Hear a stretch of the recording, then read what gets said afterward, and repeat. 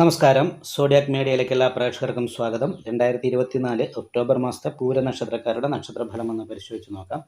പൂരനക്ഷത്രക്കാരെ സംബന്ധിച്ച് 10ാം ഭാവത്തിൽ വ്യാഴം സഞ്ചരിക്കുന്നു.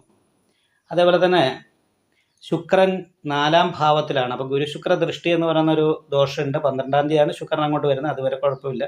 പക്ഷെ 12ാം തീയതിക്ക് ശേഷം കർമാധിപതി കർമ്മത്തിലേക്ക് ദൃഷ്ടി ചെയ്ത് നിൽക്കുന്നത് കാരണം തൊഴിലിൻ്റെ കാര്യത്തിൽ അനുകൂലാവസ്ഥ ഉണ്ടാവുമെങ്കിലും തൊഴിൽ മേഖലയിൽ ചെറിയ മത്സരങ്ങൾ പോലെയുള്ള അവസ്ഥ കാര്യങ്ങൾ ഉണ്ടാകാൻ സാധ്യതയുണ്ട്.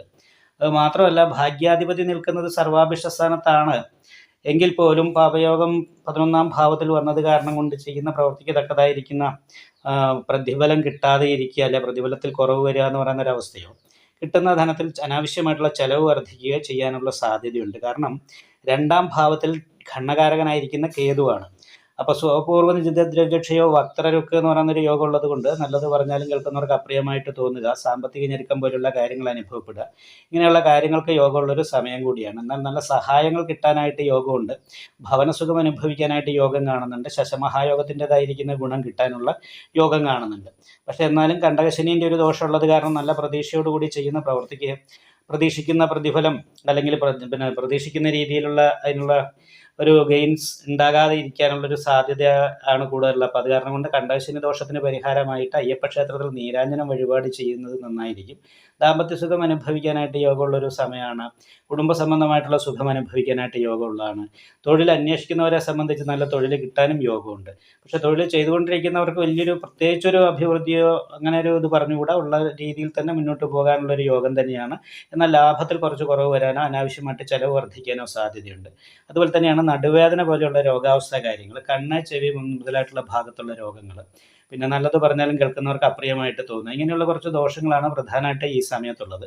ഇപ്പോൾ 10ൽ വ്യാഴം നിൽക്കുന്നത് 9ൽ നിൽക്കുന്ന അത്ര ഒരു ഗുണമല്ലാത്ത കാരണം ചെറിയൊരു വ്യാഴപ്പഴവിൻ്റെതായിരിക്കുന്ന പ്രശ്നമുണ്ട്. കാരണം കൊണ്ട് വിഷ്ണു ക്ഷേത്രത്തിൽ നെയ്വിളക്ക് ഭാഗ്യസുക്ത പുഷ്പാഞ്ജലിയൊക്കെ ചെയ്യുക, അയ്യപ്പ ക്ഷേത്രത്തിൽ നീരാഞ്ജനം വഴിപാട് ചെയ്ത് ദൈവാധീനം വർദ്ധിപ്പിക്കുക.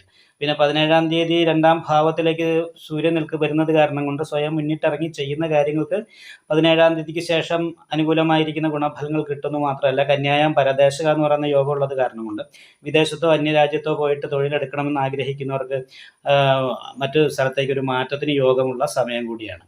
പക്ഷെ എന്തിനാണെങ്കിലും ആദ്യം ഒരു മുടക്കം വന്നതിന് ശേഷമാണ് അനുകൂലമായിട്ട് ഗുണത്തിലേക്ക് എത്തിച്ചേരുക എന്ന് പറയുന്ന ഒരവസ്ഥയാണുള്ളത്. അപ്പോൾ അത് കാരണം കൊണ്ട് നല്ല രീതിയിൽ പരിഹാരം ചെയ്യാനായിട്ട് ശ്രദ്ധിക്കണം. പ്രത്യേകിച്ച് നാഗപൂജ ചെയ്യണം, വിഷ്ണു ക്ഷേത്രത്തിൽ യഥാശക്തി വഴിപാട് ചെയ്യണം. അതേപോലെ തന്നെ ഈ 4ാം ഭാവത്തിൽ നിൽക്കുന്ന കർമാധിപതിയായിരിക്കുന്ന ശുക്രനും കർമ്മസ്ഥാനത്തേക്ക് ദൃഷ്ടി ഉണ്ടെങ്കിലും ദേവീ ക്ഷേത്രത്തിലും യഥാശക്തി വഴിപാടും ചെയ്ത് നീരാഞ്ജനം വഴിപാടും ചെയ്ത് നല്ല രീതിയിൽ പ്രാർത്ഥിക്കുകയും ചെയ്തു കഴിഞ്ഞാൽ ഈ വർഷത്തിൽ നല്ല അനുകൂലമായിരിക്കുന്ന ഗുണഫലങ്ങൾ ഈ ഒക്ടോബർ മാസത്തിൽ അനുഭവിക്കാനായിട്ട് സാധിക്കുന്നത്. നിങ്ങൾക്ക് ഈ വീഡിയോ ഇഷ്ടപ്പെട്ടാൽ ലൈക്ക് ചെയ്യുക, നിങ്ങളുടെ അഭിപ്രായങ്ങൾ കമൻറ്റ് ചെയ്യാം. ജ്യോതിഷവുമായി ബന്ധപ്പെട്ട കൂടുതൽ കാര്യങ്ങൾ അറിയാൻ ഈ ചാനൽ സബ്സ്ക്രൈബ് ചെയ്യുക. ഞങ്ങളുടെ ഓൺലൈൻ കൺസൾട്ടൻസി നമ്പർ താഴെ ഡിസ്ക്രിപ്ഷൻ ബോക്സിൽ കൊടുത്തിട്ടുണ്ട്. ആവശ്യമുള്ളവർക്ക് കോൺടാക്റ്റ് ചെയ്യാവുന്നതാണ്.